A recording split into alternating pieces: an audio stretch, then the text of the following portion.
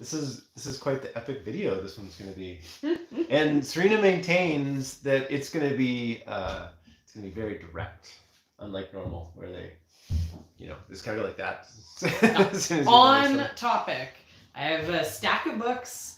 I'm gonna go over the books, and I have all the links and the titles that I'm gonna talk about. So it's organized in the description box for you guys to be able to go find it.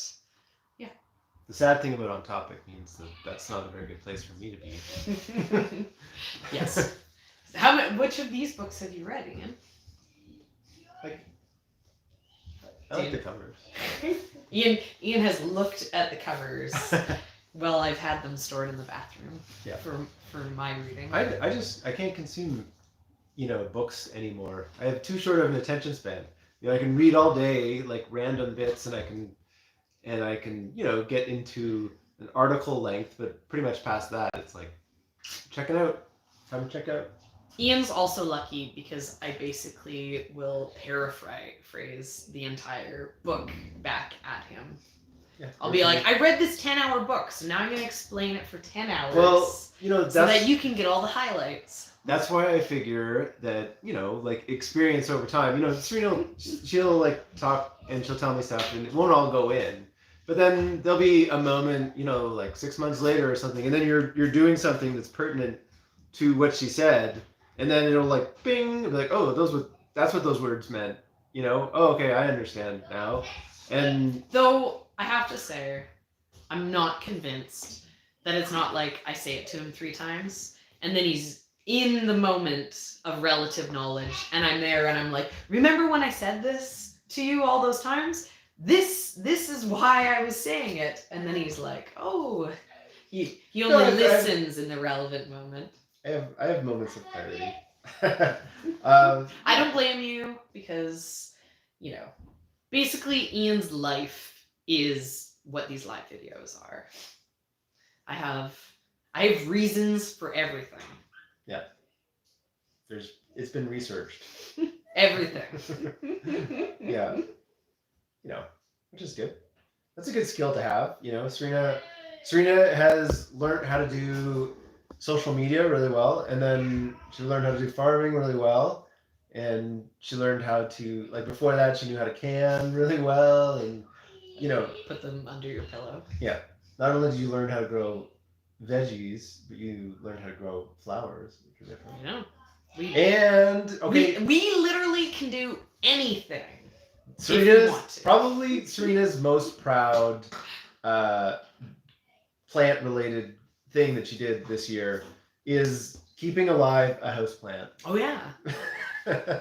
I can only keep things in pots alive for 3 months max, which is why I have to have a farm instead of houseplants. Yeah, outside no problem. Yeah, seedlings I can keep them alive for 3 months. After that, no luck. Yeah. Well, I'm gonna go because I got some food on the stove and get out of here, Ian. Yeah, get back we like chatting with you, but I want to begin the video with reviews. And I'm try to help me out here, guys. I will try not to paraphrase the entire books for you. No spoiler alerts to keep this video to a reasonable amount of time, and then we'll do questions after, and then maybe Ian can hop back in there. But somebody was asking what type of plant it was. She's telling them. It's a Christmas cactus. And what is it doing now? And it's flowering. Yeah. I've kept it alive for almost a year, and despite the fact that I only water it, once every month, and it's so root bound that it shouldn't be alive, it's flowering. So I feel like I did something right, but I suspect the thing that I did right is just grow the right thing, the easiest thing. Okay, so I know we're 5 minutes in, and I do want to be on topic, but I want to tell you guys why I decided to talk about all these books with you guys. So I am currently working on a video because one of the things that you guys ask me all the time over on like my Instagram account, or in the comments of the videos. I know we're not great about responding to comments of the videos, but we see them all. And when I see a direct question, I try to answer it. But yeah, you guys always want to know where I buy everything for the farm, right? Like it's always like, oh, where did you get the wrap for the paper? For wrapping the bouquets, where do you get your buckets? So I'm working on a video that is everything on the farm. And it is at an hour. And one of the things that I was going to do in it is I was going to talk about books. Because the video itself, I always try to make a video about like resources at this time of year, because I know we're coming up to the holiday season, and people want to buy stuff for all of us plant lovers, and where I buy stuff isn't really like a great shopping guide. It's like no one's gonna, even though I personally would love if I had a pack of seedling trays under the Christmas tree. Most people think I probably wouldn't love that, and they really don't want to buy that for me for Christmas. But books make great gift ideas. So I thought I'd go over the books here in the live video, because yeah, it'll probably take a half an hour, and that video really doesn't need to be an hour and a half long. Okay, so I have my list. I'm gonna keep focused. I have like my list that I made in an order. That makes sense. Okay, so the very first, the ultimate flower farming book ever. If you ever send me a message and you're like, Serena, I want to be a flower farmer. Where should I start? What should I begin with? I will tell you that you should go work on someone else's flower farm. But if you don't do that, because you probably aren't going to, at very least, you should read The Flower Farmer by, and I butcher this name. Okay, by Lynn Byczynski, I think. I don't know. It's hard. I can't pronounce anything. But yeah, let's see. Where's her name? I'm gonna hold it. Oh, her name has been destroyed because someone at some point cut my book. Anyways, if you are interested in flower farming and you don't know where to start with this. This is like a great guide. This tells you everything that you need to know, and after reading this, you'll understand what questions you need to ask. After reading this, you'll have an idea of what it means to be a flower farmer, and you'll have enough basic knowledge to go out and start a flower farm in a very small way if you want, or at very least, know what you need to research more. So this book isn't super expensive. This book is, it's very easy to read. There's pictures. It's broken down into a very reasonable way. I think it's about 200 pages, 250 pages. So this isn't an overwhelming resource to start it at. And for me, I own this, but this was even available in my local library. And I'm not in like a massive town that has every single book in the library. So easy to find, great book. Before I recommend anything else that I have, I recommend this. And even if you're not interested in flower farming, you're just interested in growing cut flowers, one of the first sections in the book is plans to grow like just a cut flower bed, just for personal use. There's an entire plan about, so you don't, you want to make sure you have a couple bouquets on your table every single week, and you can give stuff away to people. The information in here will help you for that too. It'll give you an understanding a lot deeper than kind of just basic cut flower for beginners, for gardeners would do. It's great resource. And then it also, I know I said I wasn't going to spend a million years on every single book, but I'm going to spend a bit of time on this one. Okay, and then there also is like a guide at the back, right? This is the reason why I wanted to buy this book. There's like a quick reference guide, like, oh hey, like what about amobium, winged everlasting? Is that something that maybe I'd want to grow on my flower farm? Oh, look, there's like a whole little, like, here's the quick details on that thing.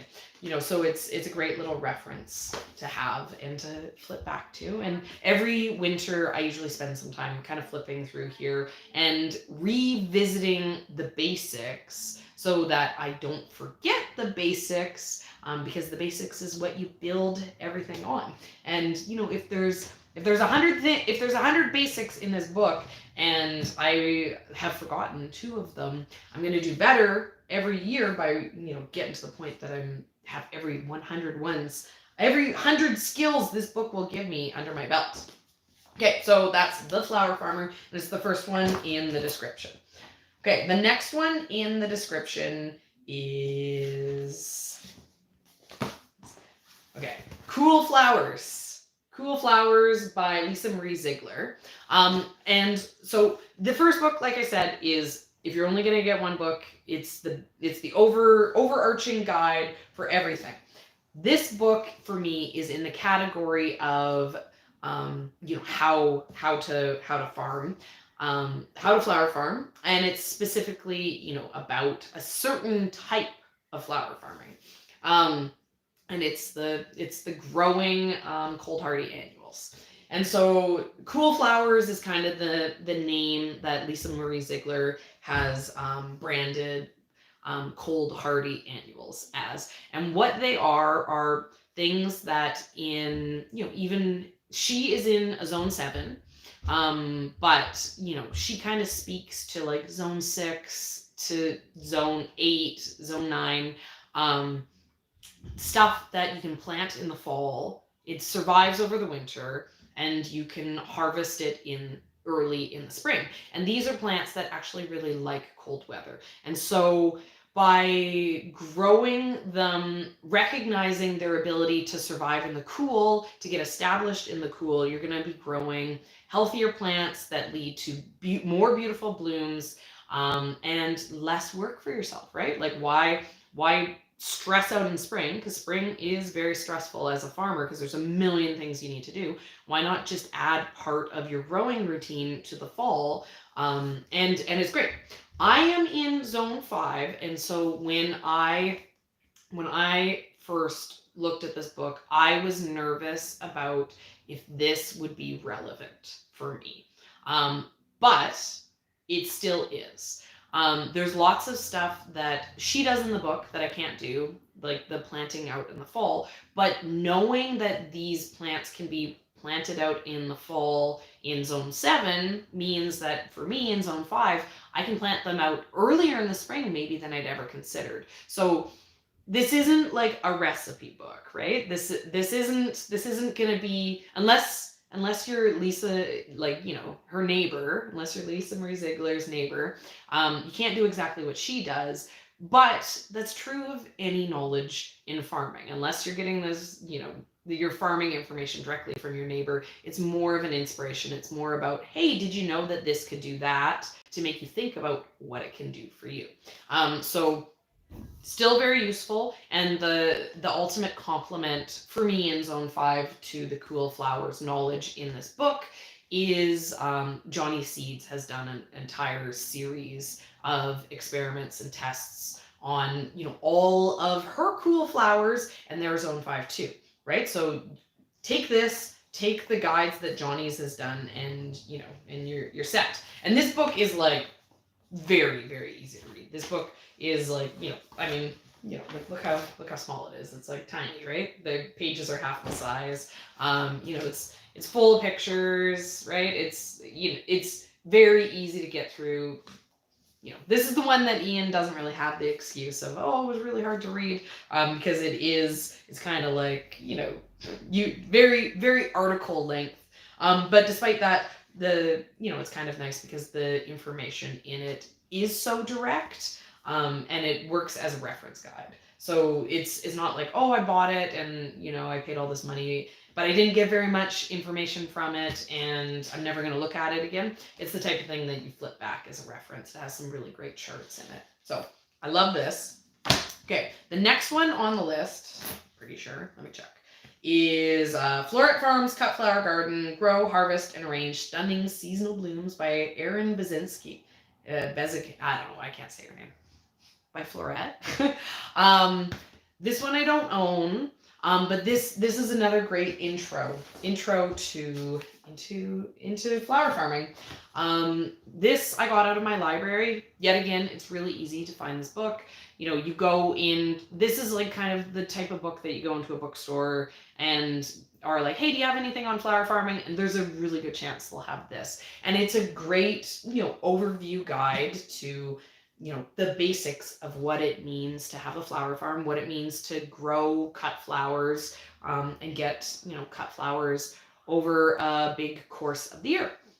So I really enjoyed it. Everything that Floret does is gorgeous, beautiful, very user-friendly. So it was a joy to read the book. It was a joy to look at the pictures, and the information was great too. I will say this one's better, right? This one is like the more technical guide. Floret's book is more of the inspirational guide.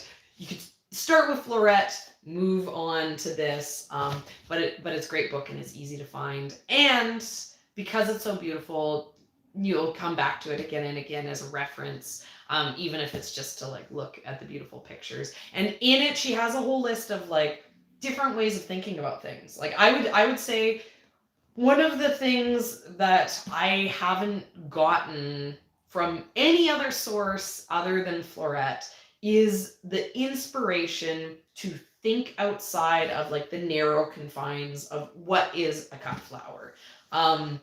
Floret is like very encouraging of thinking about things in different ways. I think that's, you know, one of the things that makes her content so enjoyable. You know, she's telling you to use tomatoes in your arrangement. She's showing you how crab apples make a beautiful summer display.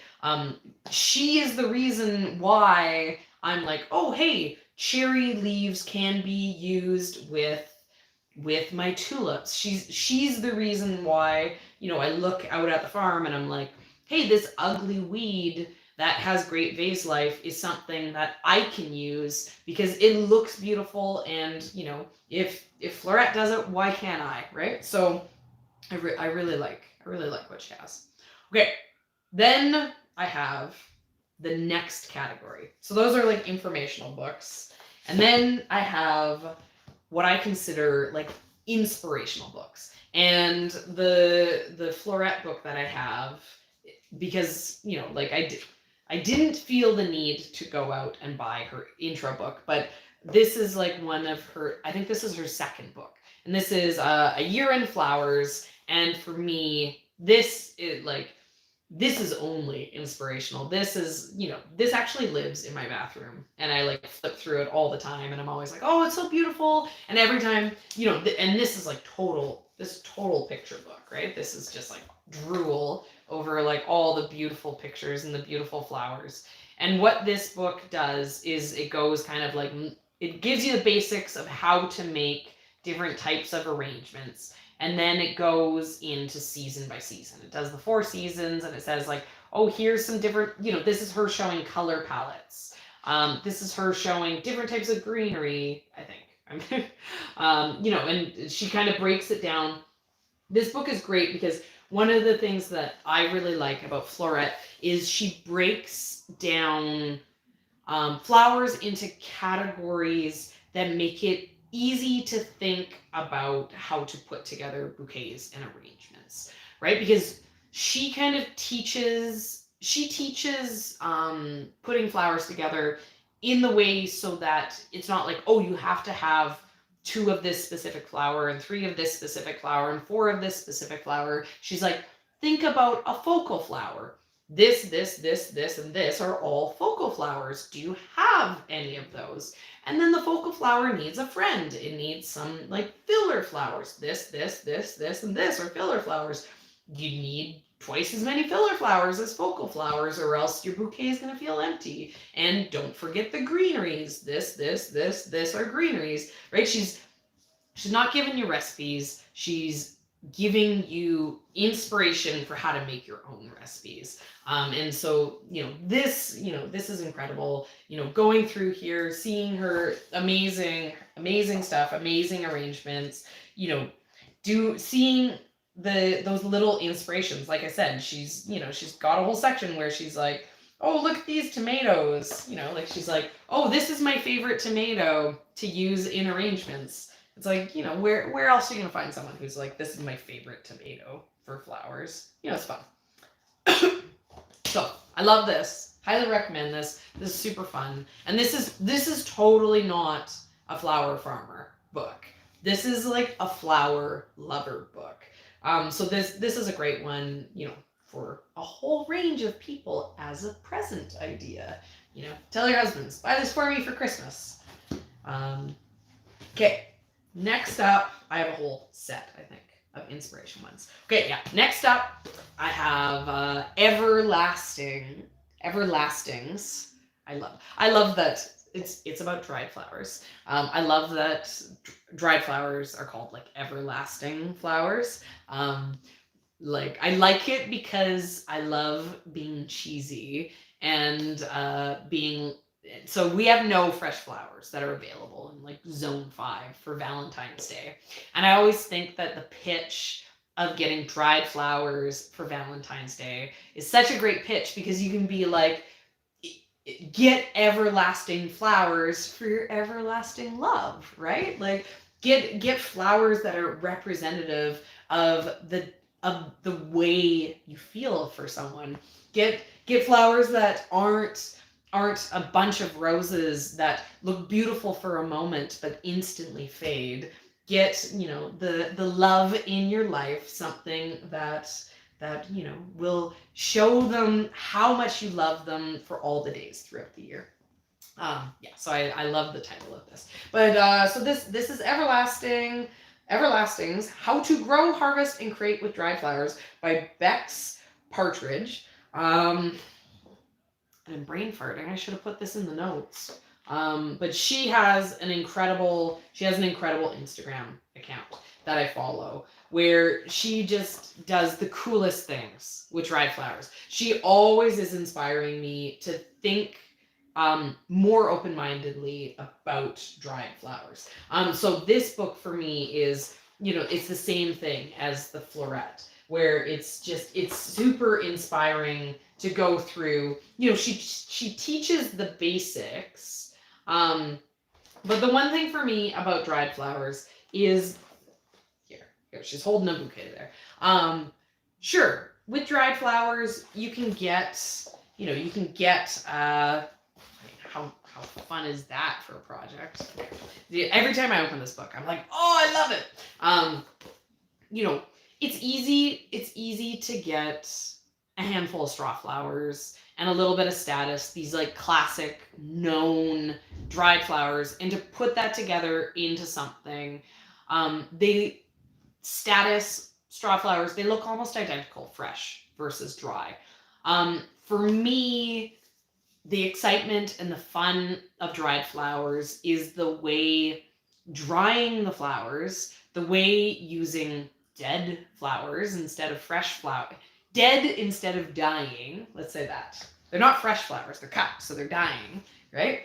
Dead instead of dying flowers. The fun thing about that is the way they've changed in the process of becoming a dried flower, right? A dried flower isn't a fresh flower. They do not look the same. They don't function in the same way. And I don't think that dried flowers should be judged against what they look like when they're fresh. Like for me, it's there's a sophistication to age that in a woman, there's a sophistication to well-aged woman that is lacking in youth, right? We can recognize the appeal of youth, but there also is this thing that's different and special about age, right? And I think that, like, for me, dried flowers are like that, right? Where it's there's something instantly recognizable and desirable about fresh, bright, colorful flowers. But there's something more complicated, but still like joyful and desirable about dried flowers.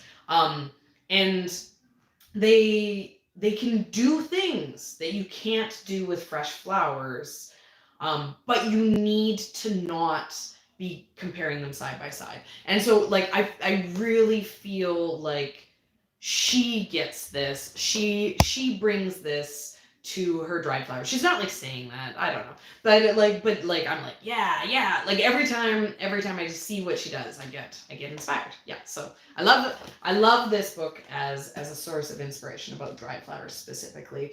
And one of the reasons why I own this is, there's so much of the books that you could go to the thrift store and find books about dried flowers from the 80s. Like, they're still kicking around. They were so popular in the 80s that there's tons of content about it. But this is new, this is modern, and even though people are doing really similar things with dried flowers, it's just the approach to it. I feel like the feelings towards dried flowers are a little bit different now than they were back in the 80s. So that's why I like this. I know I'm harping on about these. I kind of wanted to like get through these a bit faster than this. Okay. The next category of books that I got here is books that teach you more about the structure of a farm, the business of the farm, books that are more about how to farm in a whole picture business aspect, rather than how to farm in a how to play with dried flowers, or how, like, a farm plan. They're kind of like, once this category of books are the books that you use to grow specific areas of knowledge on the farm after you've set up the farm. Okay, and so these and honesty time. These I haven't fully read yet.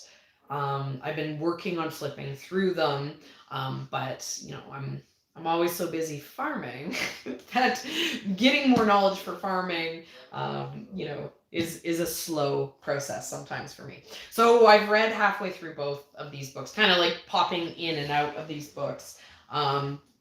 But I haven't, I'm not as comprehensive on them as the Lynn's Flower Farmer book, which I've read like cover to cover many, many times. Okay, but there's also lots of so the one that I want to go to first is The Lean Farm by Ben Hartman. And this book has been out for a long time, like a decade or something. And there's an audiobook of this. Audibles has this in audiobook form. So if you're like Ian and you can't read a book, you could get this as an audiobook. His whole system is applying the lean approach to manufacturing to a farm. And he specifically isn't a flower farm, but and like this could be a rant that I could go off on for an hour, so I won't do that. I'll just quickly state this. Farming is farming. Doesn't matter what you're farming. Doesn't matter if you're a flower farmer, you're a vegetable farmer, or whatever type of farmer you are. The systems that work in farming work for you. What it means to be a farmer is the same no matter what the crops are. So just because he's not going to talk about flower farming doesn't mean he's not still going to have amazing information. And he has articles and he has information specifically about how to be, people have applied his way of thinking to flower farming too. So, you can even find information about the lean system on flower farming. But yeah, so this book is like a great introduction to, what it is to have like a lean system, what that means in farming, and, just a really great way to rethink a lot of the things that you do on the farm so that you're more efficient and more organized, work smarter, not harder. So this, obviously, considering being organized, being efficient and all those things, are things that I'm not always necessarily, the best at. Doing this type of learning, this type of book is really important for me, and probably for everyone else too. Great book. And like this, it's really fun to read. It's not that I haven't. This book reads really easily. It's not like a technical manual. It's really enjoyable. It's not like it's hard to read, and that's why I haven't gotten through it. It's just, time. Okay, the next one that I have is Ready Farmer One, and this is by Diego Footer and Nina Galle. I don't know how to say that. And this one is all about the importance of. Sorry, just my brain went blank. This one's all about the importance of like online sales for a farm. This one is kind of about rethinking the way, your farm needs to approach,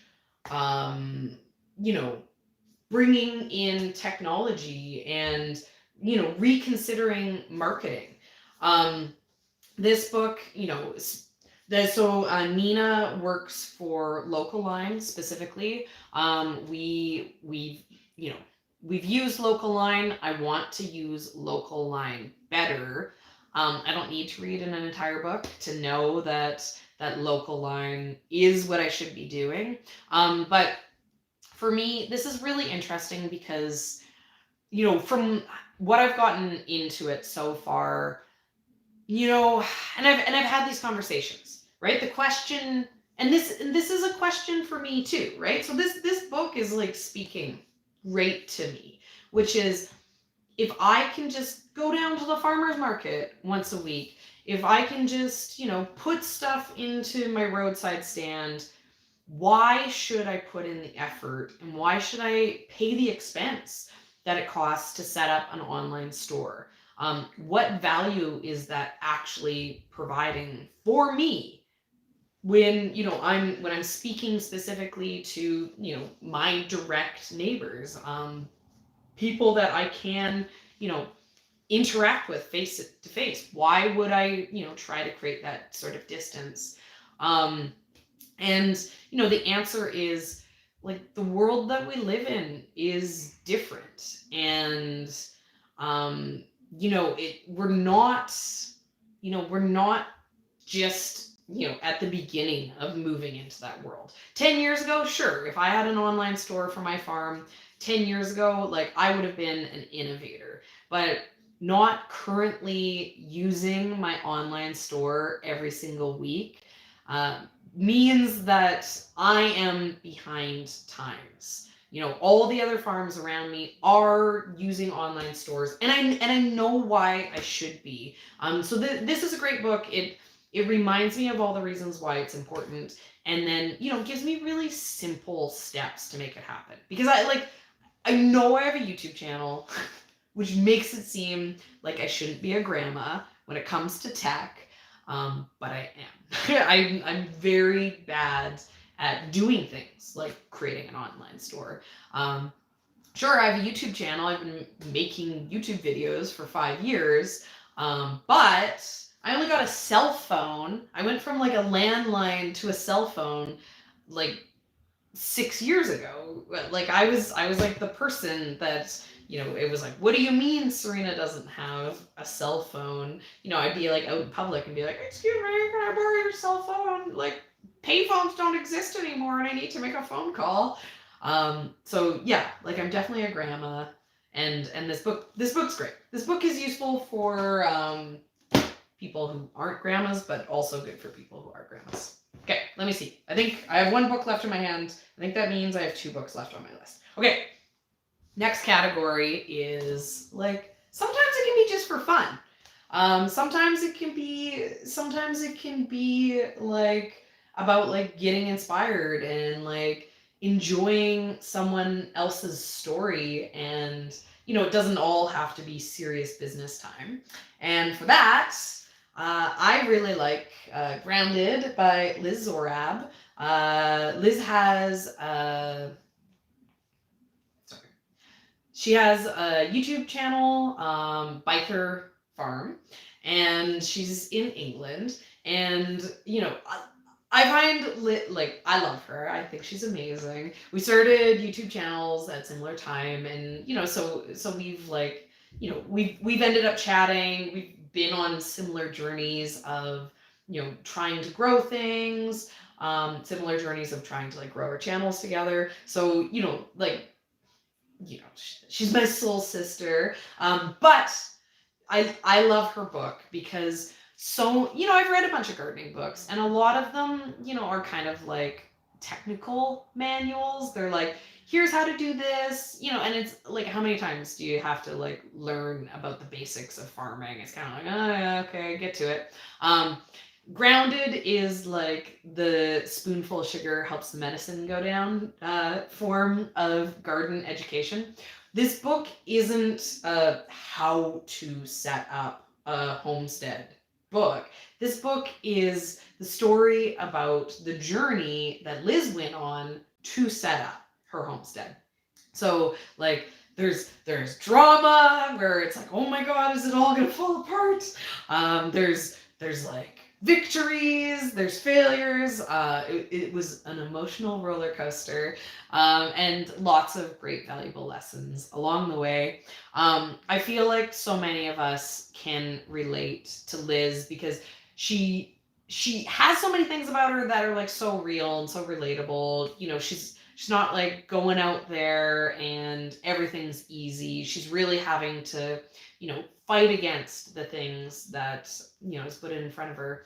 So I really enjoyed this book. It's really fun. It's fun that she's like from Britain, so that it's kind of just a little bit of a different world, a little bit of a different way of growing. And yeah, so I love this. It's great. I've read this multiple times. I pulled this out. It's a little sad because this was my beach book this summer. I reread it again this summer every time we went down to the beach, and I think it got like a wet towel on top of it at one point. So it's got a little crinkled. It's well loved, but yeah, great book. Okay, and then the last book that I want to go over, and then we'll do questions. This is a book that I haven't read, but this is the book that's on the list of the book that I want to get. This is the one that I want to get next. So I made like links. I have all the Amazon links for you guys to be able to click and take a peek at it and get reviews and stuff. And when I look, okay, so I'm getting ahead of myself, sorry. Small Farm, Big Dreams, Turning a Flower Growing Passion into a Successful Floral Business by Jennifer O'Neill. And this book is by Pepper Farms. So they have, they do YouTube videos that have like, a flower farmer educational component to it. I've been following them on Instagram for a million years. And they have a great Instagram. But so they recently put it out. So, but when I went to the Amazon link, the book was like really expensive, and it was looking like it wasn't available. And I know that they were having some issues, like I'd seen on Instagram that they were having some delays with publishing.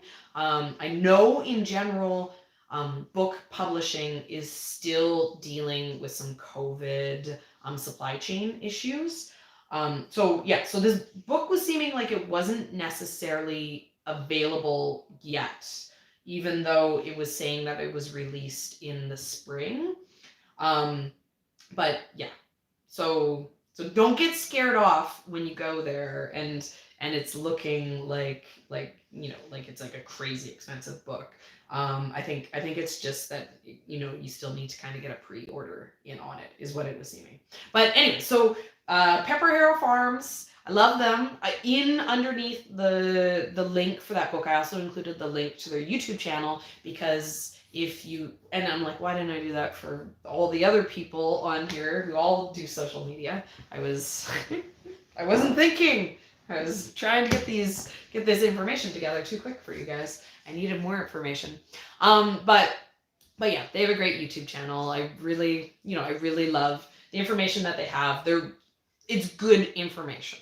A lot of the information that's easy to find on flower farming, example me, is from like people that I recommend taking their advice with a grain of salt.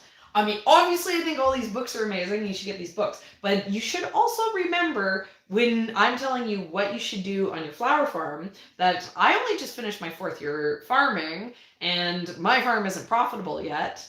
So maybe there's someone else out there who has better advice than me.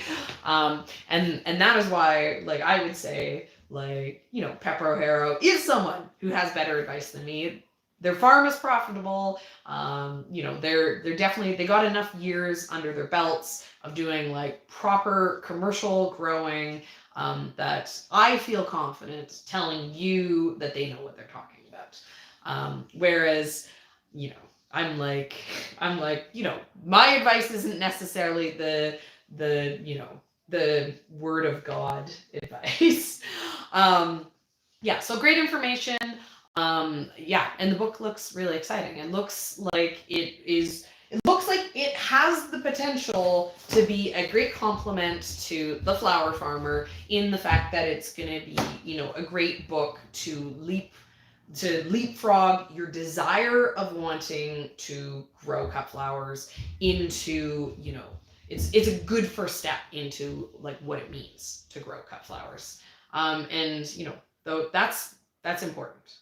That's like what you want in a flower farming book, in my opinion.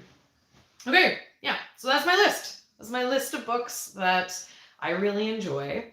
All my reviews. I know a bunch of these I've talked about before. I know I've definitely talked about Grounded by Liz Orab. So I'm sure a few of you, Kelly's definitely heard me go off about these in live videos before. But yeah, books, great gift idea. Maybe if you guys are putting together your Christmas wish lists, maybe, one of these are something to consider. I don't know if that's helpful for you guys. But so we have some time. I can probably do like, questions for up to 20 minutes. I haven't been able to look okay. So someone is saying here, the Specialty Cut Flowers by Alan Armitage, and that's also a book that I would like to get. There's like a couple like reference guides that are kind of like, less basic and more very detailed.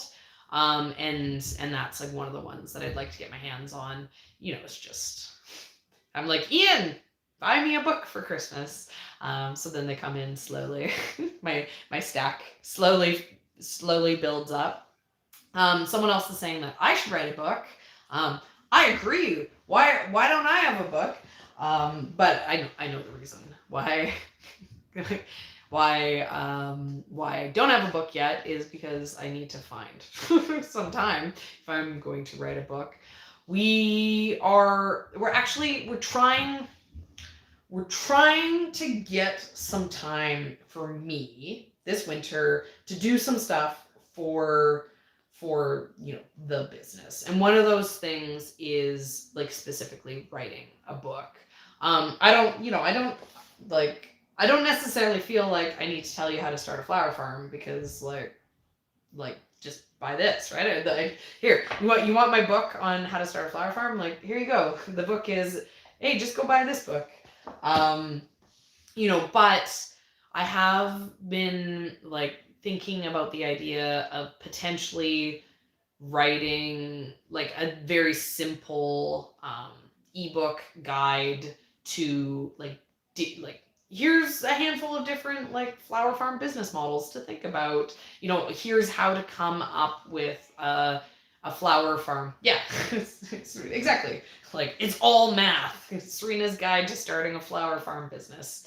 Yeah, and that's basically what my book, like what I would want to write, right? It's what I feel like is what I feel is missing in the conversation right now about flower farming, which is like, sure, once you read this book and you understand the basics of flower farming, like what's the next step? And for me, in my opinion, the next step is to create a plan for what your specific flower farm is going to be. And so the Floret book, her first book, kind of gives you a business outline. And like that book's been out for a while. I feel like that book is like could be a decade old at this point. And the problem with that being kind of like the introduction to flower farming for so many people is there's a lot of talking about that specific business model. And I don't necessarily think that business model is a one size fits all. I think it's a very narrow and very specific business model, right? Like the Floret business model is basically quarter acre cut flowers for, you know, doing arrangements and weddings. And so, you know, it's a small amount of space, so anyone can do it. And it has a whole mix of stuff, but so you're doing a little bit of this and a little bit of that.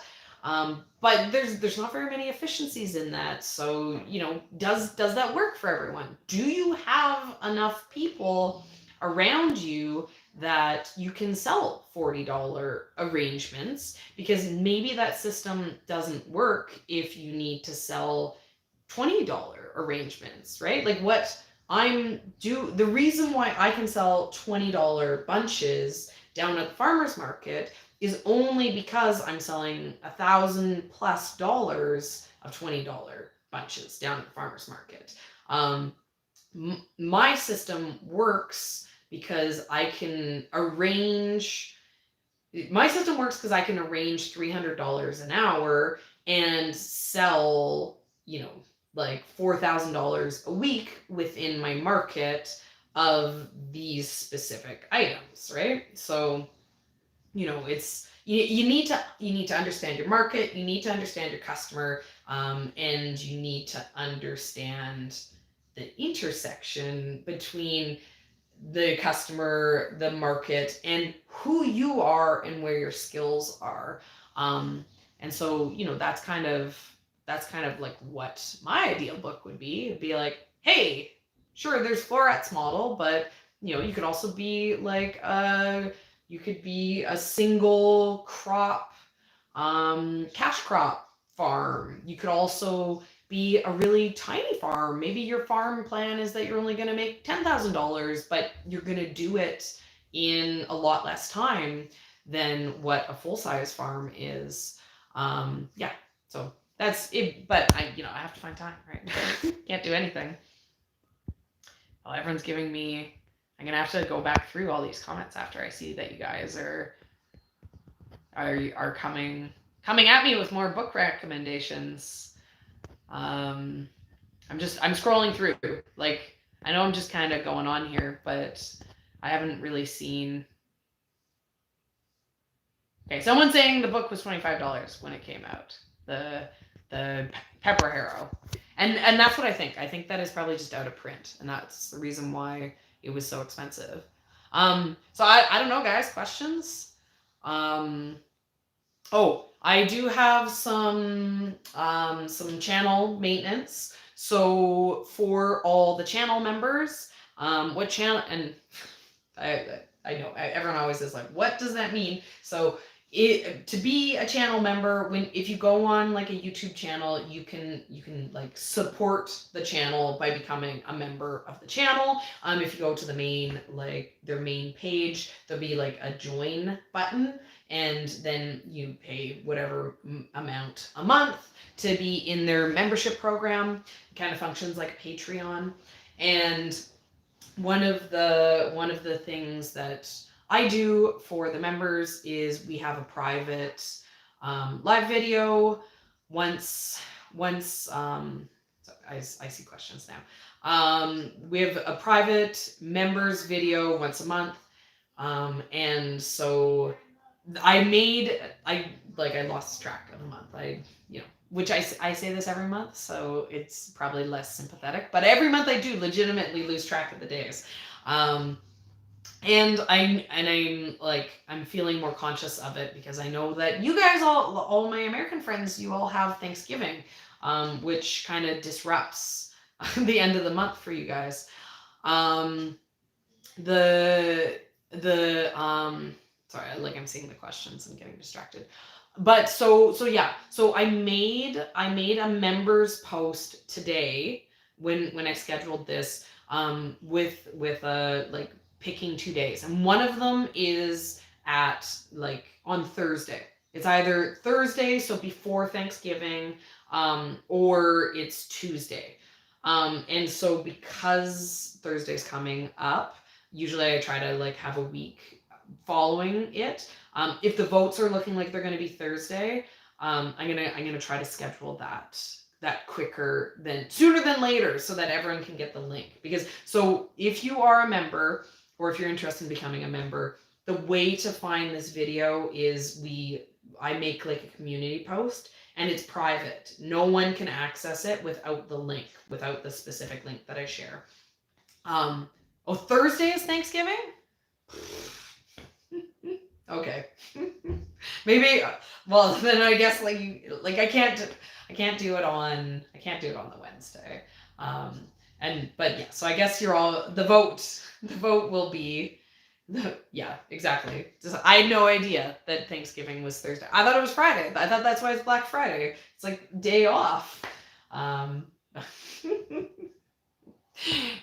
being very Canadian. I'm like, oh, the holiday is Black Friday. Okay, well, sorry about that. So I guess it'll be Tuesday.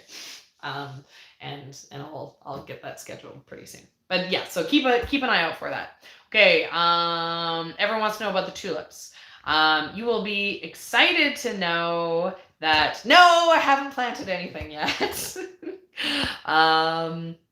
Yeah, the tulips. I'm sure a lot of you guys are stressed out. I'm sure a lot of you guys are stressed out about me stating that I haven't planted the tulips yet. I'm still not stressed out, though, about not planting the tulips. We did run into a complication today, though, about the tulips. So we got almost all the daffodils planted. I still have a couple crates of daffodils, and they'll go in fine. We had enough snow that the cold never really got into the ground and froze the ground. So currently the ground isn't super frozen, and this week is what I've been waiting for. This is the week when the weather's finally warming up a little bit, and I knew it was going to. I was like, there's no world in which we're gonna have unseasonably cold weather, till Christmas. Yeah, so when all of eastern North America got that dump of snow, things kind of started to get a little bit warmer, a little bit warmer for us here. So it started to warm up. The snow started to melt a little bit, and today it was still cold, but tomorrow, Wednesday, Thursday, Friday, into the weekend is looking like it's going to be warm weather. The snow is going to melt off. The ground's not going to be frozen. We're going to be able to work the ground. So we'll get those last bits of daffodils planted. And then we are perfect chance for us to start working the ground to get the tulip beds prepped. What we're going to do for the tulips is we're going to build a raised bed, but we're going to dig down a little bit and we're going to put hardware cloth into the trench and then put some compost back in so that because the problem, what we decided to do is use compost because when we went to pull the tulips out of the ground, they stuck in the ground and they were really hard to pull up. We want them to pull up really easily. The way to make them pull up really easily is to have them root into compost and be buried in compost so it's light and fluffy and it's not going to hold them into the ground. To do that, it means we need to have a couple inches of compost below the bulb and then the compost above the bulb to keep them insulated throughout the winter. So I don't want, wood is like freaking expensive. I don't want to build a 12-inch raised bed because it costs $1 million. I don't even want to build an 8-inch raised bed because it's going to be twice as much as building a 6-inch raised bed. So we got like 2x6s we're going to build our raised beds with, but we are going to dig down. I was saying to Ian, like if we could dig down 6 inches, that would be great.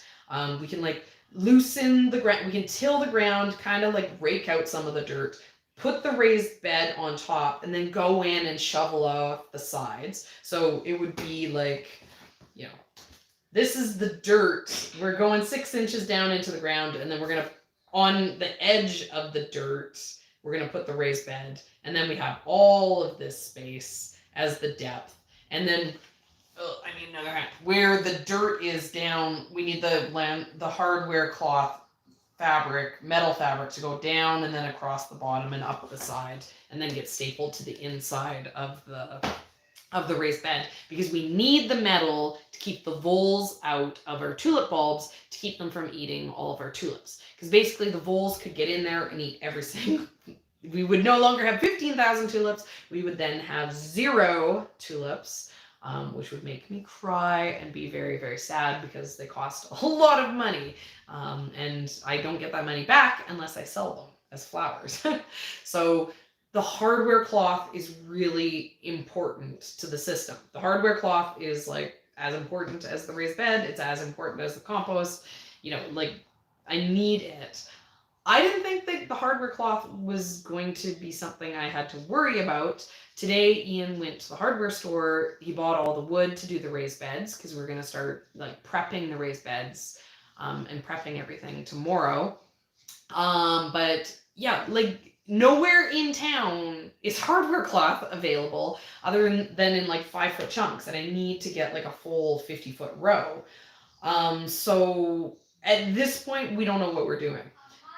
Worst case scenario, which might also be our only option, is we can't get hardware cloth until December 12th, which is, that has me freaking out a little bit. Yeah, and that's it. Buying it online, but it's gonna take like 3 weeks to get it in. There is no Amazon Prime 2-day shipping hardware cloth. So yeah, that's a problem for 2 reasons. It's a problem because it's probably going to be winter for sure, like a month from now. It's also a problem because like we're running up against a personal deadline. We are trying to get on top of a lot of work because I'm a little nervous because I'm getting like I'm getting like a bunch of mouth surgery in the 2nd week of December. And so I've been like, I need to make a bunch of videos so I don't have to talk for like, I can take 2 weeks off of talking. We need to get like all the farm work done so I don't need to be bent over with my head hanging between my legs when my mouth is like feeling really uncomfortable. And so it's like, oh my God, are we going to be like having to plant 15,000 bulbs in full on winter? Well, I'm like a very sad panda about having had mouth surgery. That is a bummer. Hardware cloth is wire mesh. Because I see someone asking if it's like landscape fabric. I can get plastic fencing. The problem is if I lay plastic fencing in the bottom of the hole, it won't do anything because the rodents will just chew through the plastic. The hardware cloth is a tight metal mesh that so they can't chew through it because of the fact that it's metal. And then it's tight enough that they can't squeeze through it. The holes are really close together. Yeah. So that's where the tulips are at. The tulips still aren't a problem, right? Like this will still be fine. If we have to plant this like the week before Christmas, it's still going to be fine. We can work the soil this week. We can work the soil. We can get the raised beds built. We can dig out the 6 inches of dirt, and then we can put tarps over the raised beds so that if it snows, like we just lift the tarp, and there won't be any snow inside the raised bed itself. The dirt that we're going to be putting into the raised beds is compost. We have the compost right now. The compost was actually warm enough that even though it's been cold, oh, thanks so much, black dog. Oh, and yeah, thanks so much. You're always so generous. It's means a lot to us. And seeing those always makes my brain go empty because I'm always like, oh my god, I can't believe people it feels very kind, and then it makes me lose track. Yeah. What was I saying? Okay. Worst case scenario, it gets really cold. The compost that we have right now does freeze, and we can't dig it. But if that happens, it doesn't matter. We'll just get compost itself is available year round. Oh, thanks so much. I don't know if that's just it glitching or if you're doing another one, but thank you. Yeah, okay. So if where I am, the compost is always available. I can buy compost any time of the year, and compost will come not frozen. Compost will come warm, easy to work with. And worst case scenario, it's like a crazy snowstorm, there's no traction, we can still just dump it on our driveway. There's no world in which we can't get more compost. And so if we have to be planting our tulips in December, the ground will be prepped. The ground can freeze, it can be fine, because we're going to be putting the compost in. By putting a tarp over it, there won't be any, it'll be easy to take the snow out of the raised beds. And we still, because then the other thing is, it's like chill hours. Tulips, they need a certain number of weeks of cold weather for them to be able to flower. If I wasn't in zone 5, maybe it would be starting to be getting a little scary that I don't have them planted until December, but they're going to get plenty of chill hours, and they're also currently being stored in my garage. My garage, with how cold it's been, is the temperature that they need to be cold stored at anyways, so they're technically already still getting their chill hours. So as I said at the beginning, I can understand why I should be worried about tulips, but I'm still trying to tell you guys that I don't need to be worried about tulips. Tulips are fine. The thing that I'm worried about, the thing that I've been hoping for and waiting for this warm weather for, is my peonies. This is the thing that I'm stressed about. I really want to get my peonies into the ground. But to get my peonies into the ground, I need to be able to till the ground and prep the ground and put down landscape fabric, and I messed up by not prepping the ground in the summer when I said I was going to. We put it on the calendar. We're like, in August, we're going to spend all of August getting the peonies ready. And we bought landscape fabric. We were going to like we're going to prep the ground, put down the landscape fabric so that no weeds would grow. And then all we had to do was when the peonies came, burn holes in the landscape fabric to then plant the peonies. It was going to be easy. We did not do that. We messed up it for ourselves by not doing that. So now we need to do it, and the question has been like, are we going to be able to? Will we get some weather that's good enough to actually be able to make this happen? And like I think we will. I think we're gonna get the web like this week. I'm very distracted by the chat. I have to go back at the end and look at the chat. Okay. This week, the weather's gonna be nice. If we're not spending the whole week, it's not gonna take a week to plant these tulips. It's gonna take 2 days to plant these tulips. It's only gonna take like 16 hours of bulb placing. It's only gonna be 2 physical days of me. It's like 1 physical day of Ian building these beds for me, like 8 hours, right? I know it's a huge number of bulbs, but we know it's easy to do because we did it last year. So I'm not worried about the hours. But if we spend 1 day, like if tomorrow, we could get this done tomorrow, the tulip prep, and then that leaves us Wednesday, Thursday, Friday, Saturday even, Sunday even, to get our peonies done. And you know, the peonies is probably going to okay, I'm distracted. The peonies are going to take a few days. It's going to take like an entire day to like prep the farm.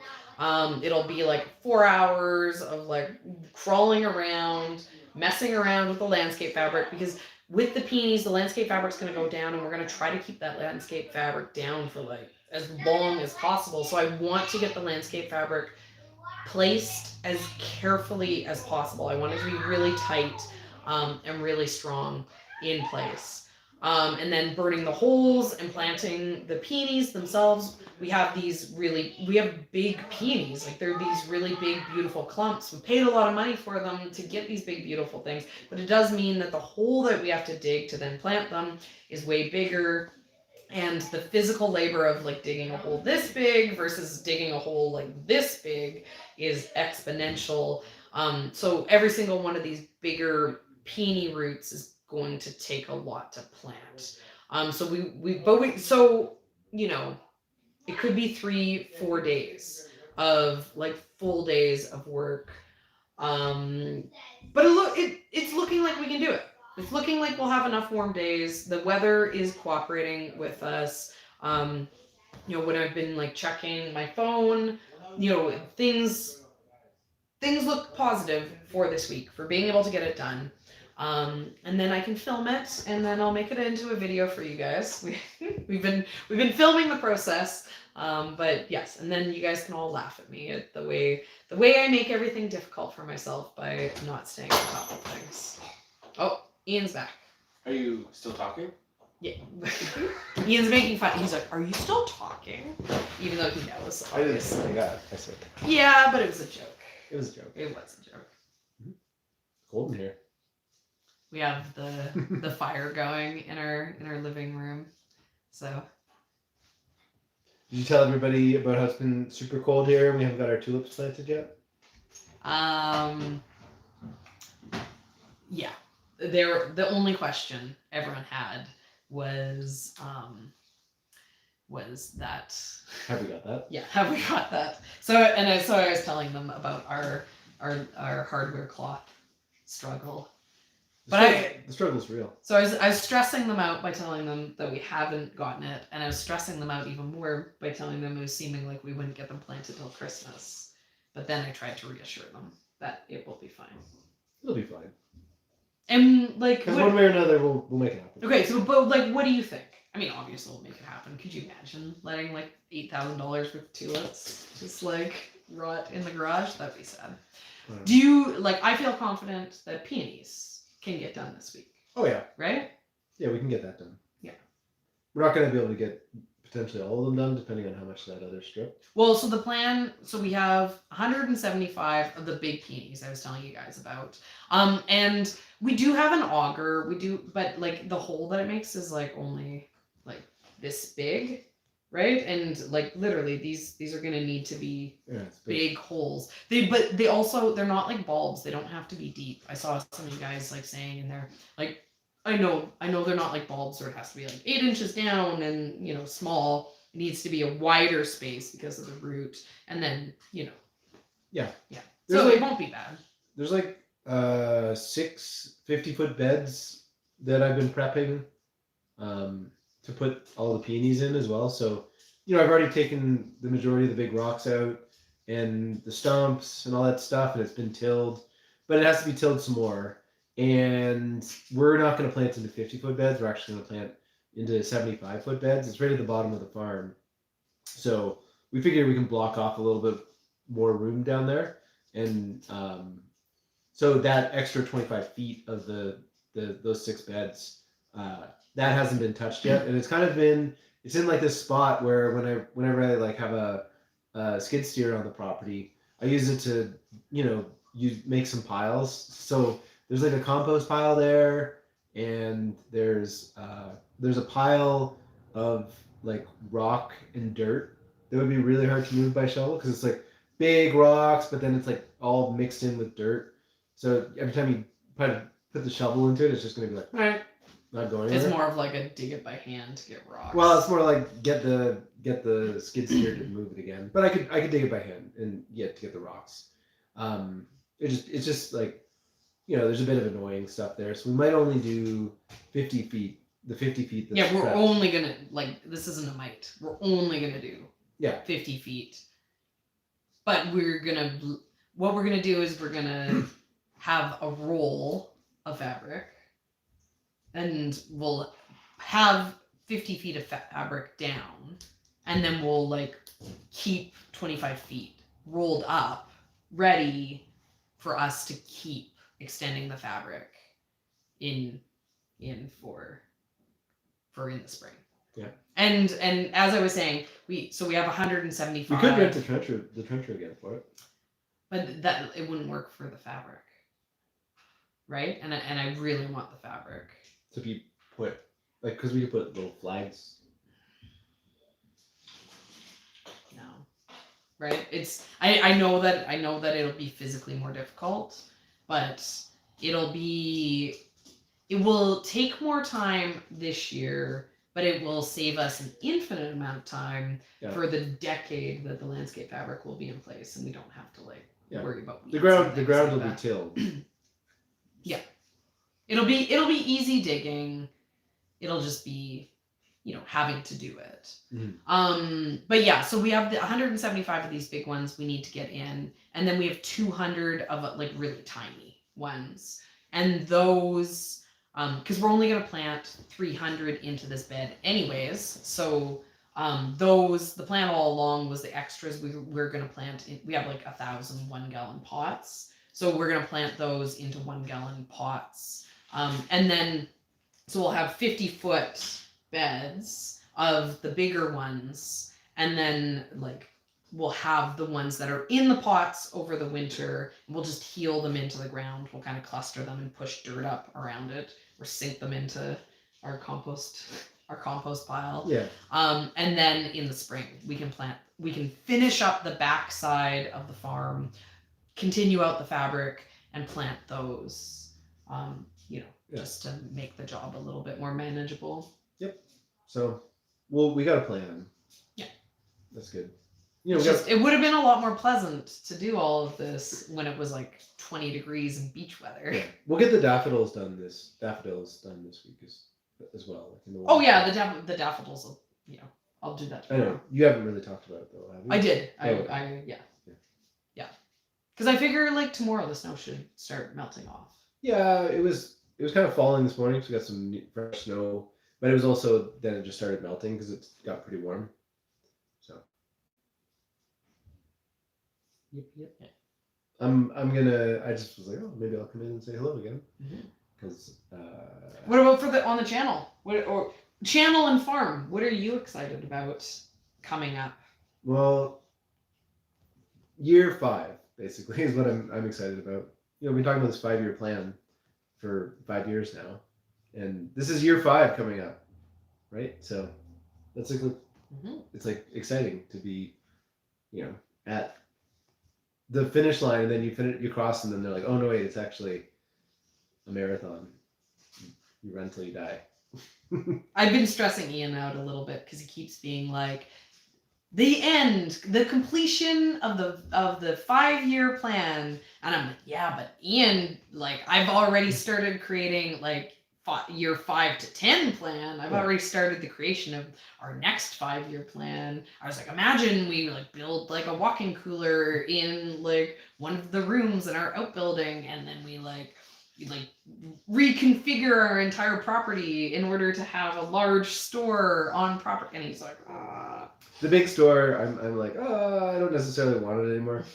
But have you considered the city planning that is going to change the access usage to our road frontage in its current location?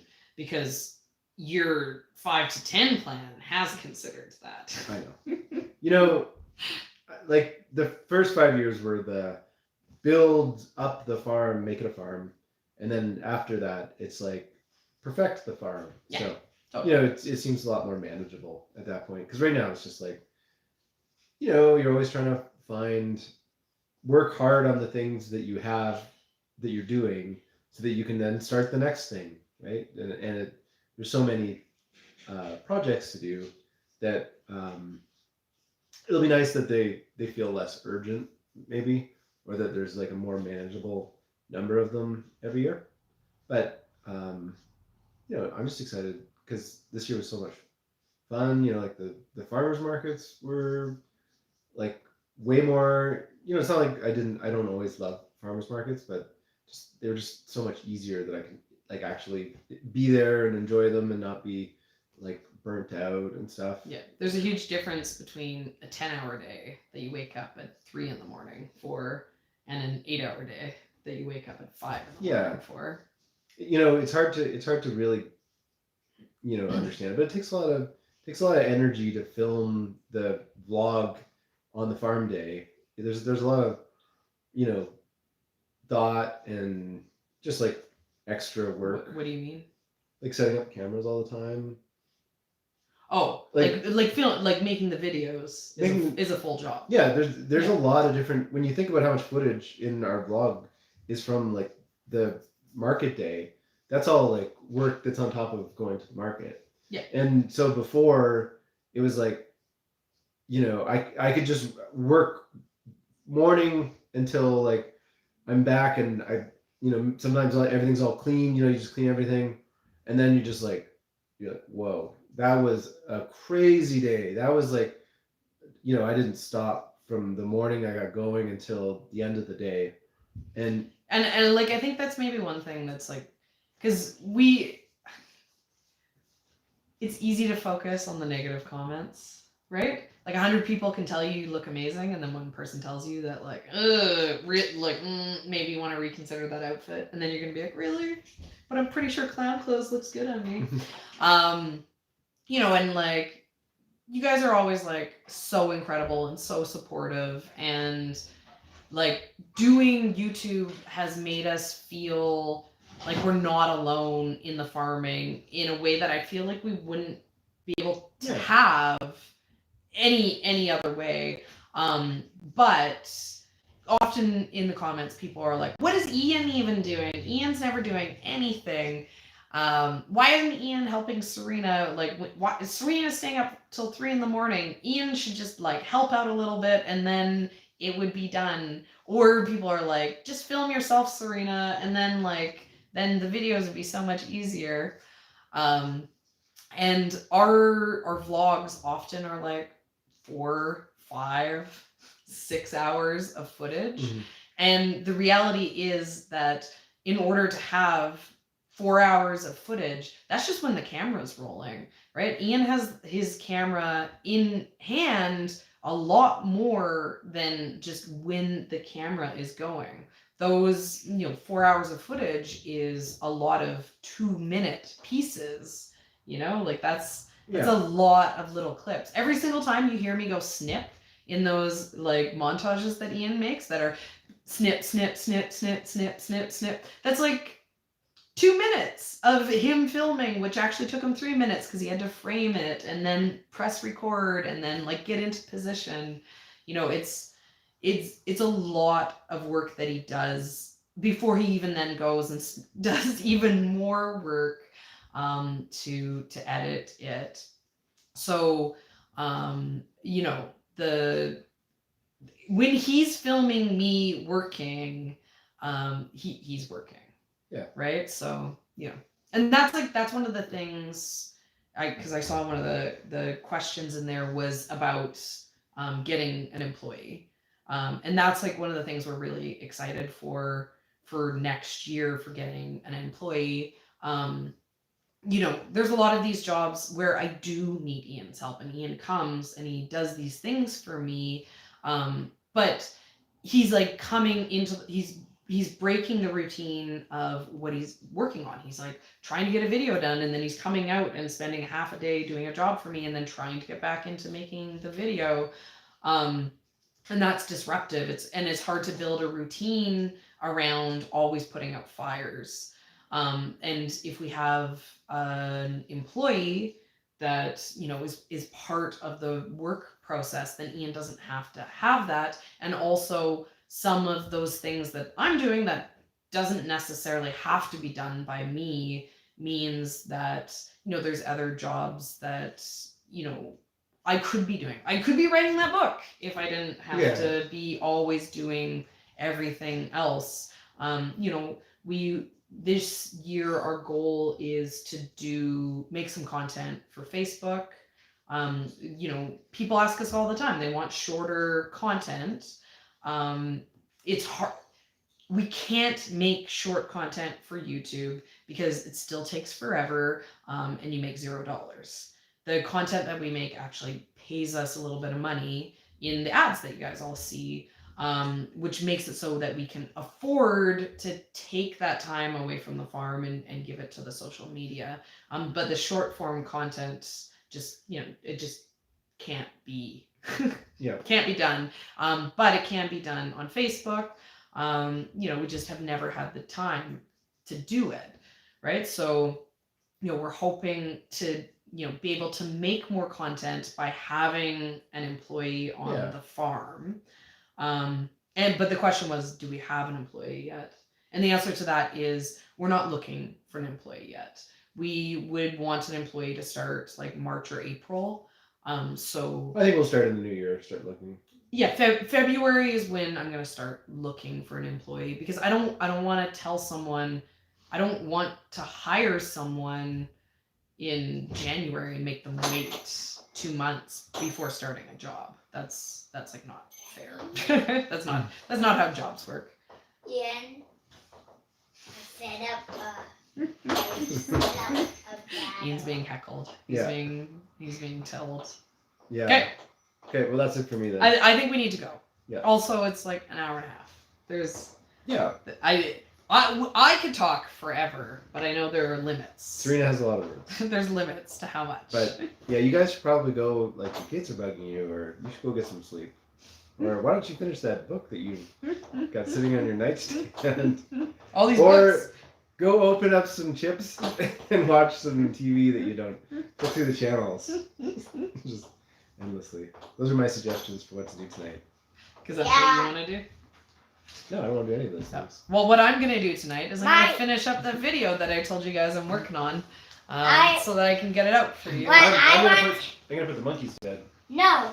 Force battle. Okay, thanks so much, guys. Thanks for hanging out. Thanks so much, Black Dog, too, for all the generosity, always and forever. And thanks, everyone, for the support.